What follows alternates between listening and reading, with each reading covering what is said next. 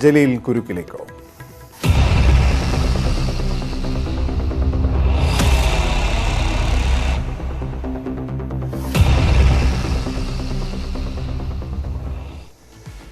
സ്വർണ്ണക്കടത്ത് കേസിൽ പാർട്ടിയെയും സർക്കാരിനെയും പ്രതിക്കൂട്ടിൽ നിൽക്കുന്ന ആരോപണങ്ങൾ പ്രതിരോധം ശക്തമാക്കാൻ CPM. എൻഫോഴ്സ്മെന്റ് ഡയറക്ടറേറ്റിന്റെ വിശ്വാസ്യതയെ ചോദ്യം ചെയ്തുള്ള നിലപാട് ഇതിന്റെ ഭാഗമാണ്. ഏത് ഏജൻസിയും അന്വേഷണം നടത്തട്ടെ എന്ന നിലപാടെന്നുള്ള ചൂടുമാറ്റം കൂടിയാണിത്. ഇതിനിടെ സ്വത്ത് വിവരങ്ങൾ മാത്രമാണ് ചോദിച്ചതെന്നും എല്ലാ ചോദ്യങ്ങൾക്കും വ്യക്തമായ മറുപടി നൽകിയെന്നും പാർട്ടി പത്രത്തിൽ ജലീൽ വിശദീകരിച്ചു. എൻഫോഴ്സ്മെന്റ് ഡയറക്ടറേറ്റിന് പിന്നാലെ മന്ത്രി ജലീലിനെ NIAയും കസ്റ്റംസും ചോദ്യം ചെയ്യും എന്നാണ് വിവരം. KT ജലീലിന്റെ മൊഴിയിൽ എൻഫോഴ്സ്മെന്റ് ഡയറക്ടറേറ്റ് വിശദമായ പരിശോധന തുടങ്ങി. വിവരങ്ങളുമായി TG സജിത്തും കൊച്ചിയിൽ നിന്ന് MS അനീഷ് കുമാറുമാണ് ചേരുന്നത്. ആദ്യം അനീഷിലേക്ക്. അനീഷ്, ഇനിയുള്ള ചോദ്യം ചെയ്യലുകൾ അല്ലെങ്കിൽ ഇനിയുള്ള വിവരം തേടലുകൾ, അതിനെക്കുറിച്ച് ED നൽകുന്ന സൂചനകളെന്ത്, മറ്റ് ഏജൻസികൾ നൽകുന്ന സൂചനകളെന്ത്?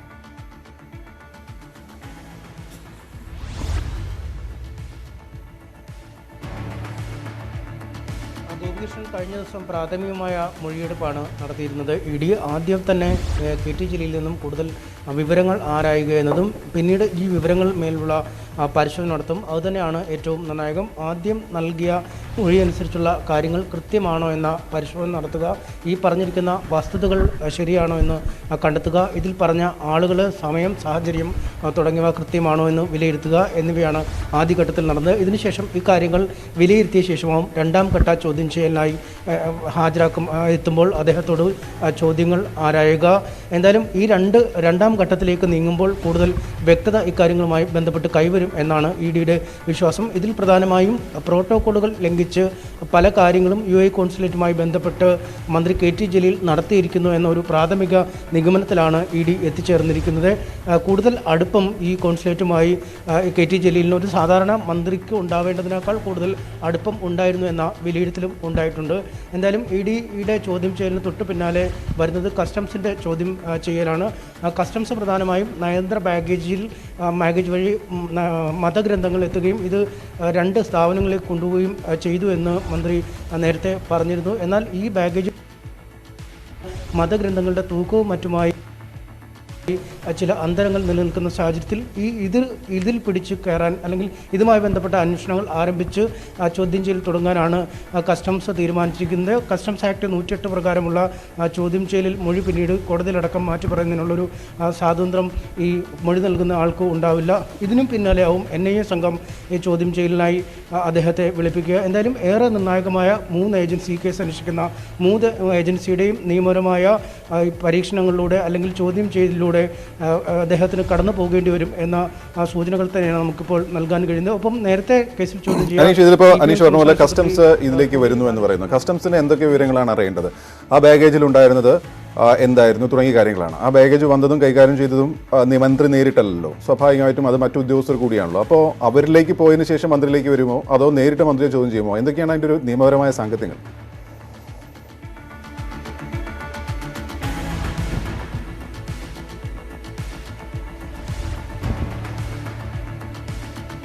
അത്തരത്തിൽ മറ്റ് പല കേന്ദ്രങ്ങളുമായി ബന്ധപ്പെട്ട ചോദ്യം ചെയ്യലുകൾ പല രീതിയിൽ പുരോഗമിക്കുന്നുവെന്നാണ് കസ്റ്റംസ് വൃത്തങ്ങൾ അറിയിക്കുന്നത്. ഇതുമായി ബന്ധപ്പെട്ട പരിശോധനകൾ ഇതിനകം കസ്റ്റംസ് നടത്തിയിരുന്നു. പ്രധാനമായും തിരുവനന്തപുരം വിമാനത്താവളം വഴി എത്തിയ നയതന്ത്ര ബാഗേജിൽ ഉണ്ടായിരുന്നു എന്ന് അവകാശപ്പെടുന്ന മതഗ്രന്ഥങ്ങൾ മന്ത്രിയുടെ കീഴിലുള്ള സ്ഥാപനമായ സിയാപ്റ്റിൽ നിന്നും അവിടെ നിന്നുള്ള പ്രത്യേക വാഹനത്തിലാണ് കൊണ്ടുപോയത്. ഈ വാഹനം 2 ഇടങ്ങളിൽ എത്തിയതായും മതഗ്രന്ഥങ്ങൾ അവിടെ ഇറക്കി വെച്ചതായും മന്ത്രി നേരത്തെ തന്നെ വ്യക്തമാക്കിയിരുന്നു, പരസ്യമായി തന്നെ പറഞ്ഞിരുന്നു. എന്നാൽ പിന്നീട് ഈ കസ്റ്റംസ് അധികൃതർ ഈ മതഗ്രന്ഥങ്ങളുടെ ഭാരം പരിശോധിച്ചപ്പോൾ വിമാനത്താവളത്തിലെത്തിയ സാധന സാമഗ്രികളുടെ ഭാരവും ഇവിടെ എത്തിച്ച ഈ മതഗ്രന്ഥങ്ങളുടെ ഭാരവും തമ്മിൽ ചേരുന്നില്ല, അല്ലെങ്കിൽ അത് തമ്മിൽ പൊരുത്തക്കേടുണ്ടോ എന്നൊരു കണ്ടെത്തിയിരുന്നു. കസ്റ്റംസിനെ സംബന്ധിച്ചിടത്തോളം ഈ കേസിൽ ഏറ്റവും നിർണായകമായത് അല്ലെങ്കിൽ അവരുടെ ഭാഗത്തുനിന്നും അന്വേഷിക്കേണ്ട ആ കാര്യം ഇത് തന്നെയാണ്.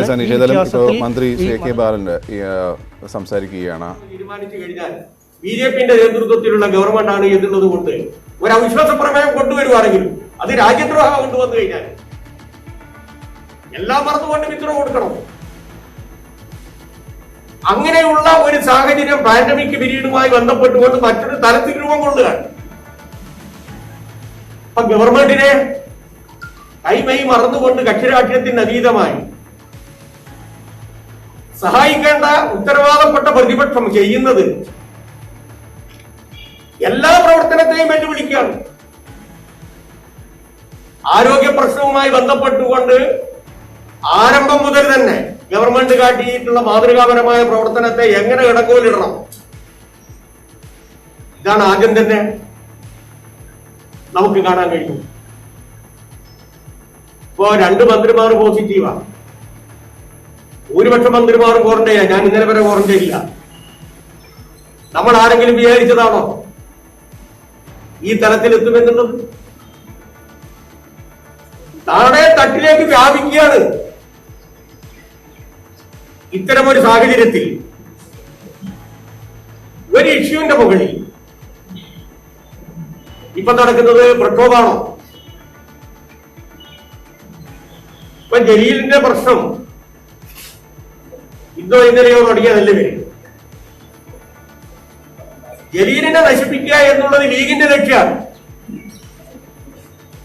UDFന്റെ ലക്ഷ്യമാണ്. അതിപ്പോ BJP ഏറ്റെടുത്തിരിക്കുന്നു. ലേശം ബുദ്ധിമുട്ട് മുസ്ലിം ലീഗിനുണ്ടായി, ലേശമല്ല നല്ല രൂപത്തിൽ തന്നെ.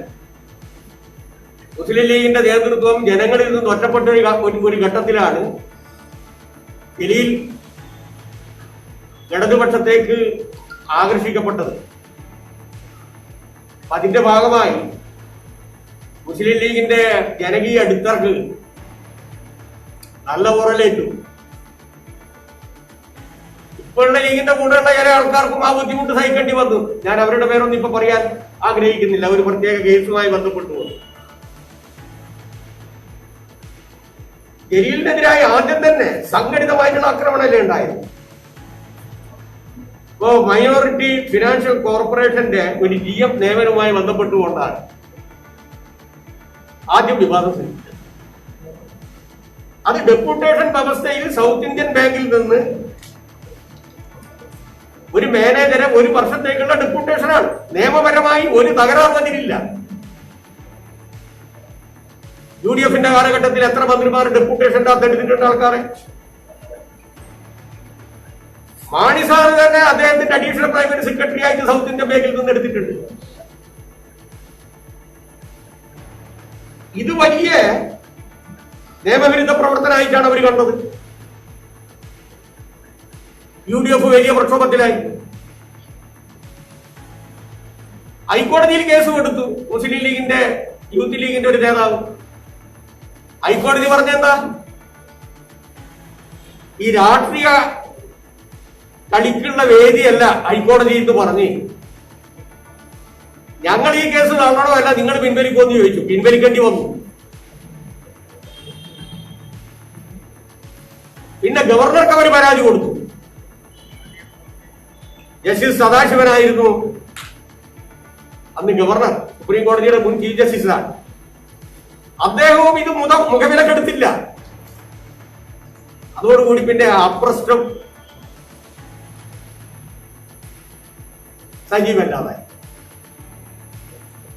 രണ്ടാമത് ടെക്നിക്കൽ യൂണിവേഴ്സിറ്റി ഹരിശ്രീ എന്ന് പറയുന്ന ഒരു വിദ്യാർത്ഥി ഒരു പേപ്പറിൽ തോറ്റു, ബാക്കി എല്ലാ പേപ്പറും 90% മാർക്കിട്ടായിരുന്നു ആ കുട്ടി. ഒരു വിഷയത്തിൽ സാധാരണ നിലയിൽ പ്രതിപക്ഷ സംഘടിതമായ ആക്രമണം കാലങ്ങളായുള്ളതാണെന്ന് മന്ത്രി AK ബാലൻ സംസാരിക്കുകയാണ്. ഏതായാലും ഇപ്പൊ സജിത്ത് കൂടി ചേരുന്നു. സജിത്ത്, ഏതായാലും ശക്തമായ വിമർശനങ്ങൾ പ്രതിപക്ഷ പ്രക്ഷോഭങ്ങൾക്ക് നേരെ കോവിഡിന്റെ കാലത്ത് ഇത്തരം പ്രതിഷേധങ്ങൾ, അതിന്റെ സാഹചര്യങ്ങളൊക്കെയാണ് മന്ത്രി സംസാരിച്ചുകൊണ്ടിരിക്കുന്നത്. ഏതായാലും ജലീലിന്റെ പ്രതിരോധം അതിശക്തമായി തന്നെ ഒരുക്കുകയാണ് CPM-ഉം LDF-ഉം. എങ്ങനെയൊക്കെയാണത് സജിത്ത്?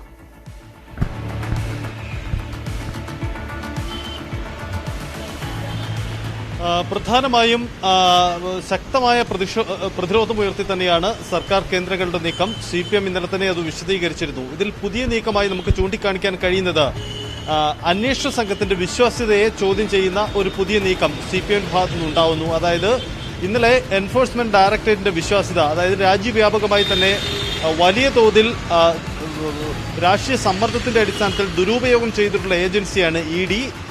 കേരളത്തിൽ നടക്കുന്ന നീക്കങ്ങളും അങ്ങനെ തന്നെയാണ്. കാരണം ED മേധാവി തന്നെ ജലീലിനെ ചോദ്യം ചെയ്ത കാര്യം പ്രഖ്യാപിച്ചതടക്കം ചൂണ്ടിക്കാണിച്ചുകൊണ്ടാണ് CPM ഇക്കാര്യങ്ങൾ വിശദീകരിച്ചത്. ഇതാദ്യമായിട്ടാണ് ഈ സ്വർണ്ണക്കടത്ത് കേസിലെ അന്വേഷണ ഏജൻസികളിൽ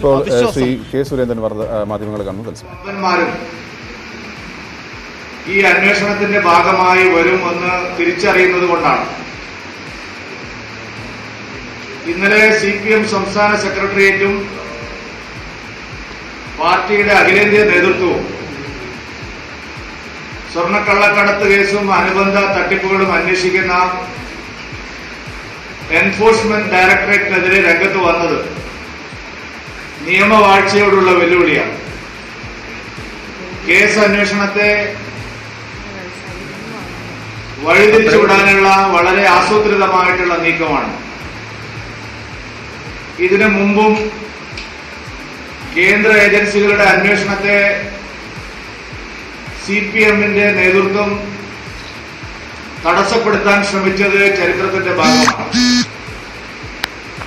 TP ചന്ദ്രശേഖരൻ വധക്കേസിലും പിന്നീട് P ജയരാജൻ പ്രതിയായിട്ടുള്ള കൊലക്കേസിലുമെല്ലാം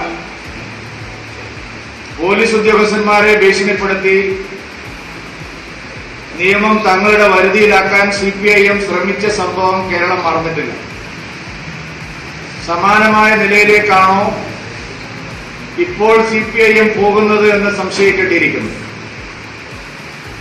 കേന്ദ്ര ഏജൻസികൾ ശരിയായ നിലയിലാണ് കേസ് അന്വേഷണം നടത്തുന്നത് എന്നാണ് ഇതുവരെ മുഖ്യമന്ത്രി പറഞ്ഞുകൊണ്ടിരുന്നത്.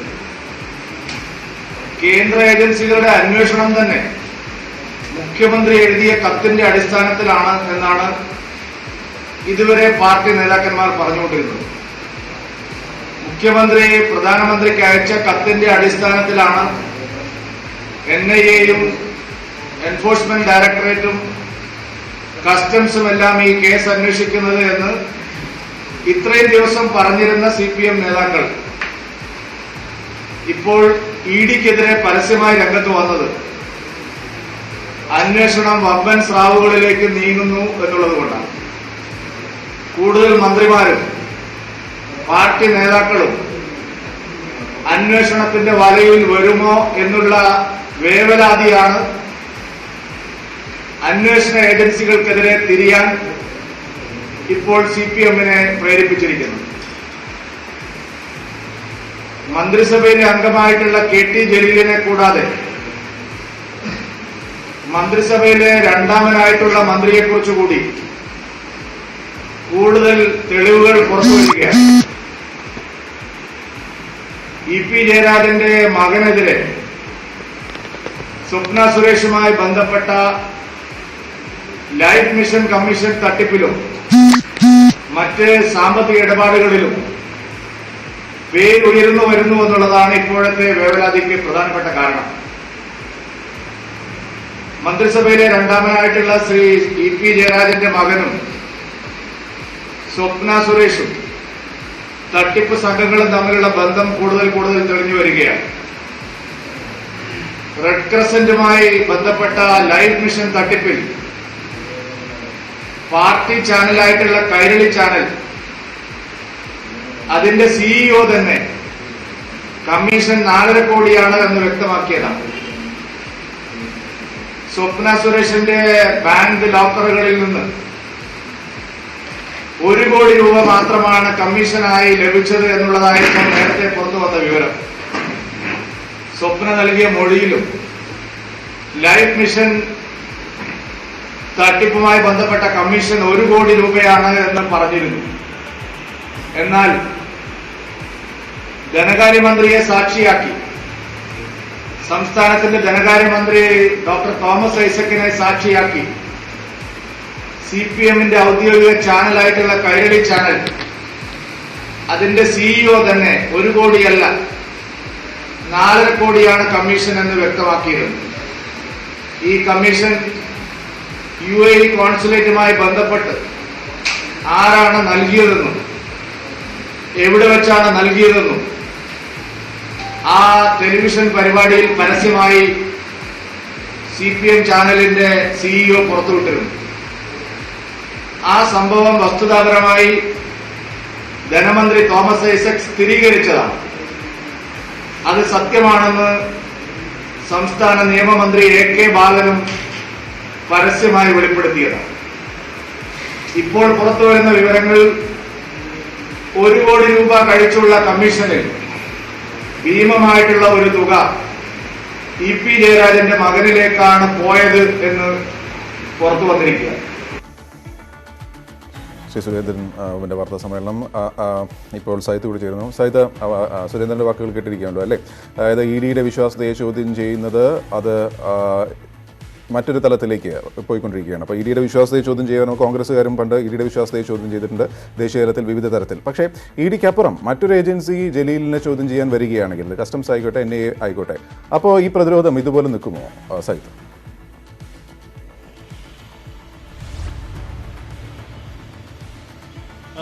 നമുക്കിതിൽ ശ്രദ്ധിക്കേണ്ട ഒരു കാര്യം, ഈ സ്വർണ്ണക്കടത്ത് കേസിന്റെ അന്വേഷണത്തിന്റെ തുടക്കം മുതൽ അന്വേഷണ ഏജൻസികളിൽ പൂർണ്ണ വിശ്വാസം അർപ്പിച്ചുകൊണ്ടായിരുന്നു CPMന്റെയും സർക്കാരിന്റെയും നീക്കം. CBI പോലെയുള്ള ഏജൻസികൾ അന്വേഷിക്കണമെന്ന് പ്രതിപക്ഷ നേതാവൊക്കെ ആവശ്യപ്പെടുമ്പോഴും NIA തന്നെ അന്വേഷിക്കട്ടെ, ഇക്കാര്യത്തിൽ അവിശ്വസിക്കേണ്ട ആവശ്യമില്ല എന്ന നിലപാട് മുഖ്യമന്ത്രി അടക്കം പരസ്യമായി സ്വീകരിച്ചിട്ടുമുണ്ട്. പക്ഷേ ഇതാദ്യമായിട്ടാണ് ഇപ്പോൾ സംസ്ഥാനത്ത് 3 ഏജൻസികളുടെ അന്വേഷണമാണ് നടക്കുന്നത്. അതിലൊന്ന് ED, എൻഫോഴ്സ്മെന്റ് ഡയറക്ടറേറ്റ്, മറ്റൊന്ന് NIA, ദേശീയ അന്വേഷണ ഏജൻസി, ഇതിന് പുറമെ കസ്റ്റംസും അന്വേഷണം നടത്തുന്നു. ഇതിൽ EDയുടെ വിശ്വാസ്യതയെ ചോദ്യം ചെയ്തുകൊണ്ടാണ് CPM രംഗത്തെത്തിയത്. അത് മന്ത്രിയിലേക്ക് അന്വേഷണം വരുന്നു, മന്ത്രി ചോദ്യം ചെയ്യലിന് വിധേയനാവുന്നു. ഇത്തരമൊരു സാഹചര്യം ഉണ്ടായപ്പോഴാണ് ഇത്തരത്തിലൊരു നിലപാട് CPM സ്വീകരിച്ചത് എന്നത് ശ്രദ്ധേയമാണ്. ഇതിന് മറ്റൊരു പശ്ചാത്തലം കൂടിയുണ്ട്. കാരണം സംസ്ഥാനത്ത് ഒരു തെരഞ്ഞെടുപ്പ് രംഗത്തേക്ക് സംസ്ഥാന രാഷ്ട്രീയം വഴിമാറുകയാണ്. സ്വാഭാവികമായും തെരഞ്ഞെടുപ്പ് രംഗങ്ങളിലൊക്കെ ഈ വിഷയങ്ങളൊക്കെ സർക്കാർ മറുപടി പറയേണ്ടി വരും, CPM മറുപടി പറയേണ്ടി വരും. സ്വർണ്ണക്കടത്ത് വിവാദങ്ങളിൽ അന്വേഷണ സംഘത്തിന്റെ വിശ്വാസ്യതയെ ചോദ്യം ചെയ്തുകൊണ്ടുള്ള ഒരു പുതിയ നീക്കത്തിലേക്ക് CPM ചുവട് മാറ്റുന്നു എന്നതിന്റെ കൃത്യമായ ചില സൂചനകൾ EDക്കെതിരായ ആരോപണങ്ങളിലുണ്ട്. എന്തായാലും നേരത്തെ തന്നെ കസ്റ്റംസ് സംഘത്തിൽ ഇടവിട്ട് മാറ്റം വരുത്തുന്ന നിലപാടിനെതിരെ നേരത്തെ തന്നെ CPM അതിനെ ചോദ്യം ചെയ്തിരുന്നു, നിലപാടെടുത്തിരുന്നു. അതിന് പിന്നാലെ ഇപ്പോൾ EDയുടെ വിശ്വാസ്യതയെ തന്നെ ചോദ്യം ചെയ്തുകൊണ്ട് ഇന്നലെ KT ജലീലിനെ ചോദ്യം ചെയ്ത വിഷയവുമായി ബന്ധപ്പെട്ട് CPM രംഗത്ത് വരുന്നു. സ്വാഭാവികമായും ഈ വിഷയത്തിൽ ഒരു പുതിയ പ്രതിരോധം CPM തീർക്കുന്നതിന്റെ ഭാഗമായിട്ടാണോ ഈ നീക്കം എന്നതാണ് മനസ്സിലാവേണ്ട കാര്യം. എന്തായാലും ഈ തെരഞ്ഞെടുപ്പ് കാലത്ത് ഇത്തരം അന്വേഷണ ഏജൻസികളെ രാഷ്ട്രീയമായി സർക്കാരിനെതിരെ ഉപയോഗിക്കാനുള്ള ഒരു സാധ്യത CPMും സർക്കാരും സംസ്ഥാന സർക്കാരും മുന്നിൽ കാണുന്നുണ്ട്. അതുകൂടി കണ്ടാണ് ഇത്തരമൊരു പുതിയ പ്രതിരോധം, പുതിയ നീക്കത്തിലേക്ക്, ആരോപണങ്ങളിലേക്കൊക്കെ സർക്കാർ കിടക്കുന്നത്. എന്തായാലും EDയെ ചോദ്യം ചെയ്യുന്ന അല്ലെങ്കിൽ അന്വേഷണ ഏജൻസിയെ ചോദ്യം ചെയ്യുന്നതിനെതിരെ വലിയ തരത്തിലുള്ള പ്രതിപക്ഷ നീക്കങ്ങൾ ഉണ്ടാകുമെന്ന് വ്യക്തമാണ്. ഇപ്പോൾ K. സുരേന്ദ്രന്റെ വാക്കുകൾ വ്യക്തമാക്കുന്നതും അതാണ്. കാരണം സർക്കാരിലേക്ക് അന്വേഷണം എത്തുന്നു, കൂടുതൽ പേരിലേക്ക് അന്വേഷണം എത്തുന്നു എന്നത് ഭയന്നുകൊണ്ടാണ് ഇത്തരമൊരു നീക്കം നടത്തുന്നത് എന്നതാണ് BJP അടക്കമുള്ളവർ ആരോപിക്കുന്നത്. ശരി, സൈത്താണ് വിവരങ്ങൾ നൽകിയത്. കമൽനാഥും കോൺഗ്രസും എന്ത് പറഞ്ഞു? ഹരിയാനയിൽ കോൺഗ്രസ് മുഖ്യമന്ത്രിയായിരുന്ന ഭൂപീന്ദർ ഗുഹയുടെ ED ചോദ്യം ചെയ്തു. വാദ്ര മുതൽ ശിവകുമാർ വരെയുള്ളവരെ ED ചോദ്യം ചെയ്തപ്പോ നമ്മുടെ ബഹുമാനപ്പെട്ട ഇപ്പൊ സംഘടനാ സെക്രട്ടറിയായ KC വേണുഗോപാൽ പറഞ്ഞത് രാഷ്ട്രീയ പ്രതിയോഗികളെ പീഡിപ്പിക്കാൻ EDയെ ഉപയോഗിക്കുന്നു എന്നാണ്. ആ നിലപാടാണോ ഇവിടെയുള്ള കോൺഗ്രസിനുള്ളത്?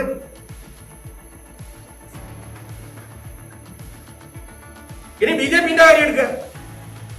ഭൂമി ഖനി അഴിമതി കേസിൽ പ്രതിയായി ജയിലിൽ കിടന്ന BJP നേതാവ് യെദ്യൂരപ്പയെ കേസ് നിലനിൽക്കാൻ വീണ്ടും മുഖ്യമന്ത്രിയാക്കിയില്ലേ? ബെല്ലാരിയിലെ റെഡ്ഡി സഹോദരന്മാരെ 16,500 കോടി രൂപയുടെ അഴിമതി കേസിൽ പ്രതികളാണെന്ന് കണ്ട് കണക്കിലെടുക്കാതെ മന്ത്രിയാക്കിയില്ലേ? പിന്നീട് അന്വേഷണം എവിടെ എത്തി? മുക്കിയില്ലേ? മഹാരാഷ്ട്ര മുൻ മുഖ്യമന്ത്രി നാരായൺ റാണെ അഴിമതി കേസിൽ പ്രതിയായിട്ടും രാജ്യസഭാംഗമായില്ലേ? ഇപ്പോ കേന്ദ്ര മാനവ വിഭവശേഷി വികസന വകുപ്പ് മന്ത്രി രമേശ് പൊക്രിയാൽ ഉത്തരാഖണ്ഡ് മുഖ്യമന്ത്രിയായിരിക്കെ രാജിവെക്കേണ്ടി വന്ന ഭൂമി ജലവൈദ്യുതി പദ്ധതി കേസ് അട്ടിമറിക്കപ്പെട്ടില്ലേ? വ്യാപം അഴിമതി കേസിൽ മധ്യപ്രദേശ് മുൻ മുഖ്യമന്ത്രി ശിവരാജ് സിംഗ് ചൗഹാനെതിരായ അന്വേഷണം എവിടെ എത്തി? അദ്ദേഹത്തിന് ക്ലീൻ ചിറ്റ് കൊടുത്തില്ലേ? BJP തന്നെ ഉന്നയിച്ച ലൂയിസ് ബർഗർ അഴിമതി പ്രതിയായ ഹിമന്ത ബിശ്വ ശർമ്മ പിന്നീട് കോൺഗ്രസ് വിട്ട് BJPയിലെത്തി. ആസാം മുഖ്യമന്ത്രിയായതോടെ അന്വേഷണം ആവിയായി പോയില്ലേ? ശാരദാ ചിറ്റ് ഫണ്ട് കേസിലെ പ്രതി മുകുൾ റോയ് തൃണമൂൽ വിട്ട് BJPയിൽ ചേർന്നതോടെ അന്വേഷണവും അവസാനിപ്പിച്ചില്ലേ? ഇങ്ങനെയുള്ള കോൺഗ്രസും BJPയുമാണ് വെറും ചോദ്യം ചെയ്യലിന്റെ പേരിൽ മന്ത്രി രാജിവെക്കണമെന്ന് ആവശ്യപ്പെട്ട് ഇപ്പോ തെരുവിലിറങ്ങുന്നത്. അതിനൊന്നും യാതൊരു ഭയവും ഞങ്ങൾക്കില്ല. ഇതില് നിയമപരമായ നടപടികൾ സ്വീകരിച്ച് അവരെ കുറ്റക്കാരാണ് എന്ന് കണ്ടു കഴിഞ്ഞാൽ അവരെ രക്ഷിക്കാൻ ആരും പോകുന്നില്ല. പക്ഷെ നിയമപരമായ നടപടിക്രമങ്ങളില്ലേ? ഒരാളെ ചോദ്യം ചെയ്യുന്ന സമയത്ത് തന്നെ രാജിവെക്കണം എന്ന് പറഞ്ഞിട്ട് വിമോചന സമരത്തിന്റെ പ്രേതങ്ങൾ ഇപ്പോ ഇറങ്ങി തുള്ളിയിരിക്കുക. രണ്ട് ലക്ഷ്യമാണ്. ഒന്ന്, ഈ ഗവൺമെന്റിനെ താഴ്ത്തുക, ഇല്ലാതാക്കുക. രണ്ട്, കോവിഡ് വ്യാപനം പരമാവധി വർദ്ധിപ്പിച്ച് പരാജയപ്പെട്ടൊരു ഗവൺമെന്റ്, പ്രതിരോധ നടപടികളിൽ പരാജയപ്പെട്ടൊരു ഗവൺമെന്റ് എന്തു വരുന്നത്? മന്ത്രി കെ ബാലൻ മാധ്യമങ്ങളെ കാണുന്നു. ശക്തമായ പ്രതിരോധവാദങ്ങൾ അദ്ദേഹം ഉന്നയിക്കുകയും ചെയ്യുന്നു. സ്വാഭാവികമായും വലിയ ചർച്ചകൾ വരും ദിവസങ്ങളിലും ഈ മണിക്കൂറുകളിലും. ജലീൽ വിഷയത്തിൽ പാർട്ടി നിലപാട് തന്നെയാണ് തനിക്കുമെന്ന ഉമ്മൻചാണ്ടി. ഇക്കാര്യത്തിൽ പ്രതിപക്ഷ നേതാവും KPCC പ്രസിഡന്റും പറയേണ്ട കാര്യങ്ങൾ പറഞ്ഞിട്ടുണ്ട്. EDക്കെതിരായ CPM നിലപാട് ശ്രദ്ധയിൽപ്പെട്ടിട്ടില്ല എന്നും ഉമ്മൻചാണ്ടി പറഞ്ഞു. അന്വേഷണം നടത്തുകയല്ലേ, നടക്കട്ടെ. ഏതായാലും അത് സംബന്ധിച്ച് പാർട്ടിയുടെ നിലപാട്, ശക്തമായ നിലപാട് PCC പ്രസിഡന്റും പ്രതിപക്ഷ നേതാവും പറഞ്ഞിട്ടുണ്ട്. മന്ത്രി KT ജലീലിന്റെ മൊഴിയെടുത്ത വിവരം എൻഫോഴ്സ്മെന്റ് ഡയറക്ടറേറ്റ് പുറത്തുവിട്ടതിൽ അസ്വാഭാവികതയില്ലെന്ന് മുസ്ലിം ലീഗ് സംസ്ഥാന ജനറൽ സെക്രട്ടറി KPA മജീദ്. അന്വേഷണം പാർട്ടി നേതാക്കളിലേക്ക് നീളുന്ന ഘട്ടത്തിലാണ് CPM പുതിയ ആരോപണം ഉന്നയിക്കുന്നത്. ജലീലിനെ മുഖ്യമന്ത്രി സംരക്ഷിക്കുന്നത് എന്തുകൊണ്ടാണെന്ന് അറിയില്ല എന്നും KPA മജീദ് പറഞ്ഞു. അദ്ദേഹത്തിന് നോട്ടീസ് കൊടുത്ത കാര്യമോ അദ്ദേഹം ഹാജരാകുന്ന കാര്യമോ മറച്ചു വെച്ച് ആരും അറിയാതെ ഒരു സ്വകാര്യ വാഹനത്തിൽ പോയിട്ട് മൊഴി കൊടുക്കാനുണ്ടായത്. അത് പത്രങ്ങളിൽ ഒരു സൂചനകൾ ലഭ്യമായപ്പോഴാണ് EDയോട് അഭിപ്രായം ചോദിച്ചപ്പോൾ ഞങ്ങൾ ചോദ്യം ചെയ്തിട്ടുണ്ട് എന്ന് പറയുന്നത്. അതിൽ അസ്വാഭാവികതയില്ല. പത്രക്കാർ ഒരാളെ ചോദ്യം ചെയ്തോ എന്ന് ചോദിച്ചാൽ ചോദ്യം ചെയ്തു എന്ന് പറയണല്ലോ, അല്ലെങ്കിൽ ഇല്ല എന്ന് പറയണം, അല്ലെങ്കിൽ ഉണ്ടെന്ന് പറയണം. ഇല്ലെന്ന് അവർക്ക് പറയാൻ കഴിയില്ല, കാരണം ചോദ്യം ചെയ്താണ്, അതുകൊണ്ട് ഉണ്ടെന്ന് പറഞ്ഞു. മറ്റു സ്റ്റേറ്റുകളിൽ ഓരോ ഭരണകൂടത്തെ തകർക്കാൻ വേണ്ടി ഓരോ ആളുകളെ പേരിൽ ED അന്വേഷണം നടത്തിയതിനെ പറ്റിയാണ് പരാതിയുള്ളത്. ഈ പരാതി ആ പരാതി തമ്മിൽ വ്യത്യാസമാണ്. MC കമറുദ്ദീൻ MLA പ്രതിയായ നിക്ഷേപ തട്ടിപ്പ് വിഷയത്തിൽ മുസ്ലിം ലീഗ് സുവ്യക്തമായ നിലപാടാണ് സ്വീകരിച്ചിരിക്കുന്നതെന്ന് സംസ്ഥാന ജനറൽ സെക്രട്ടറി KPA മജീദ്. ഏതെങ്കിലും ഒരു പ്രശ്നത്തിൽ CPM ഇത്തരത്തിൽ നിലപാട് പ്രഖ്യാപിക്കാനാകുമോ എന്നും മജീദ് ചോദിച്ചു. ലീഗ് നിലപാടെടുത്തു. ലീഗ് പറഞ്ഞു ഞങ്ങൾ നിക്ഷേപങ്ങളുടെ കൂടെ നിൽക്കുന്നു, എത്ര കാലത്തിനകം അവർക്ക് കൊടുക്കാനുള്ള സംഖ്യ തിരിച്ചു കൊടുത്തുകൊള്ളണം എന്നൊരു തിട്ടൂരം ലീഗ് കൊടുത്തു. അങ്ങനെ CPM ഏതെങ്കിലും ഒരാൾ, ഇപ്പോൾ ഇല്ലേ കുടിയാറിൻ്റെ മക്കളൊക്കെ ഈ പ്രശ്നം വന്നില്ലേ, CPM അങ്ങനെ ഉത്തരവാദിത്വത്തോലും പറഞ്ഞിട്ടുണ്ടോ? ഞങ്ങൾ ഉത്തരവാദിത്വത്തോടു കൂടി പറഞ്ഞു നിക്ഷേപകരുടെ താല്പര്യമാണ് ഞങ്ങൾ പ്രധാനമെന്ന് പറഞ്ഞു, ഞങ്ങൾ ആരും രക്ഷിക്കില്ലെന്ന് പറഞ്ഞു. ഇത്രയും സുവ്യക്തമായ നിലപാട് ഏതെങ്കിലും കാര്യത്തിൽ CPM സ്വീകരിച്ചേ പറയില്ല. ജലീൽ രാജിവെക്കണോ? പ്രത്യേക ചർച്ച ഇന്നുച്ചയ്ക്ക് 12 മണിക്ക്. തലസ്ഥാനത്തിന് ഭീഷണിയായി ഗുണ്ടാ കൂട്ടായ്മ. ഓംപ്രകാശ്, പുത്തൻപാലം രാജേഷ് ഉൾപ്പെടെയുള്ള 15ഓളം കുപ്രസിദ്ധ ഗുണ്ടകൾ കൂട്ടായ്മയിൽ പങ്കെടുത്തു. ഗുണ്ടകൾക്കായി DCC അംഗം പ്രത്യേക ആഘോഷ പരിപാടി ഒരുക്കി. സംഘം 3 പേരെ ആക്രമിക്കാൻ പദ്ധതിയിട്ടതായി സ്പെഷ്യൽ ബ്രാഞ്ചിന് വിവരം ലഭിച്ചു. ഗുണ്ടകളിൽ ഒരാളെ സ്വീകാര്യത്തിൽ വെച്ച് മറ്റൊരു ഗുണ്ട വെട്ടുന്നതിന്റെ ദൃശ്യങ്ങൾ കഴിഞ്ഞ ദിവസം പുറത്തു വന്നിരുന്നു. ഇതേക്കുറിച്ചുള്ള അന്വേഷണത്തിലാണ് സ്പെഷ്യൽ ബ്രാഞ്ചിന് വിവരങ്ങൾ ലഭിച്ചത്. അനുവാണ് ചേരുന്നത്. അനു, ക്രൈംബ്രാഞ്ച് നൽകുന്ന വിവരങ്ങൾ എന്തൊക്കെയാണ്? ഗോപി, സെപ്റ്റംബർ 4-ാം തീയതിയാണ് ശ്രീകാര്യം ചേന്തിയിൽ വെച്ച് 2 ഗുണ്ടകൾ തമ്മിൽ ഏറ്റുമുട്ടിയത്. ശരത്ലാൽ എന്ന് പറയുന്ന ഗുണ്ടയും ദീപു എന്ന് പറയുന്ന മറ്റൊരു ഗുണ്ട വെട്ടിപ്പരിക്കേൽപ്പിക്കുകയായിരുന്നു. ഈ സമയം ശരത്ലാൽ ഓടിക്കേറിയത് ചേന്തിയനിയുടെ വീട്ടിലേക്കായിരുന്നു. ചേന്തിയനിയും DCC അംഗമാണ്. അദ്ദേഹത്തിന്റെ ഭാര്യ അവിടുത്തെ കൗൺസിലറും കൂടിയാണ്, കോൺഗ്രസിന്റെ കൗൺസിലറും കൂടിയാണ്. ഇതുമായി ബന്ധപ്പെട്ട് അവിടുത്തെ CCTV ദൃശ്യങ്ങൾ അന്ന് തന്നെ പുറത്തായിരുന്നു. ഇതിനുശേഷം പോലീസ് നടത്തിയ അന്വേഷണത്തിലാണ് അതിന് 2 ദിവസം മുമ്പ് തലസ്ഥാനത്തെ കുപ്രസിദ്ധ ഗുണ്ടകൾ അവിടെ ഒത്തുചേർന്നിരുന്നു എന്നുള്ള വിവരം പോലീസിന് ലഭിക്കുന്നത്. ഇതുമായി ബന്ധപ്പെട്ട ചിത്രങ്ങളും പോലീസിന് ലഭിച്ചു. അതായത് പഴയ പോൾമുത്തൂറ്റ് വധക്കേസ് പ്രതികളായ ഓംപ്രകാശ്, പുത്തപ്പാലം രാജേഷ്, അതിനുശേഷം തലസ്ഥാനത്തുണ്ടായ 2 കൊലക്കേസുകളുടെ പ്രതിയായ ജെഫ്രി അരുൺ, കൂടാതെ വെള്ളിനാരായണൻ അടക്കം ഏതാണ്ട് 15ഓളം ഗുണ്ടകളാണ് ഈ കൂട്ടത്തിൽ പങ്കെടുത്തത്. തിരുവനന്തപുരത്തെ 3 വ്യക്തികളെ ആക്രമിക്കാൻ പദ്ധതിയിടുന്നതായും സ്പെഷ്യൽ ബ്രാഞ്ച് റിപ്പോർട്ടിൽ വ്യക്തമാക്കുന്നു. 2 ക്രിമിനൽ കേസിലെ പ്രതികളായ 2 പേർ, മാത്രമല്ല തിരുവനന്തപുരത്തെ ഒരു കൗൺസിലറെയും പ്രതികൾ അല്ലെങ്കിൽ ഈ കൂട്ടായ്മയെ തുടർന്ന് അല്ലെങ്കിൽ ഈ ഗുണ്ടകൾ ആക്രമിക്കാൻ പദ്ധതിയിടുന്നതായാണ് സ്പെഷ്യൽ ബ്രാഞ്ച് റിപ്പോർട്ട്. മാത്രമല്ല വിഴിഞ്ഞം തുറമുഖം വരുമ്പോൾ അവിടെ ഒരു ആധിപത്യം സ്ഥാപിക്കുക, അതുമായി ബന്ധപ്പെട്ട കൂടിയാലോചനയും ഇവിടെ ഉണ്ടായി എന്നുള്ളതാണ് സ്പെഷ്യൽ ബ്രാഞ്ച് വ്യക്തമാക്കുന്നത്. അനുവാണ് വിവരങ്ങൾ നൽകിയത്. വാർത്ത ഉടൻ പൂർണ്ണമാവുന്നു. നമസ്കാരം.